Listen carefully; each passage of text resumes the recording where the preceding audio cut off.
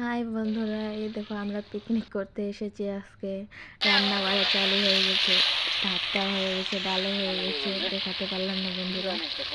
তো মাংস রান্না করতেছে আমার বোন। দেখো আমাদের ছোট্ট পিকনিক আজকে। আমরা সবাই এসেছি, মানে আমরা সবাই না, মানে 5 জন, আমার বেস্ট ফ্রেন্ড আর বোন দুটো আর একটা ভাই। এই যে দেখো, এটা আমার বেস্ট ফ্রেন্ড। তো কথা বলতে বলতে আমাদের রান্না হয়ে গেছে, তো আমরা খেতে বসে গেছি। দেখো বন্ধুরা, দেখালাম সবাইকে।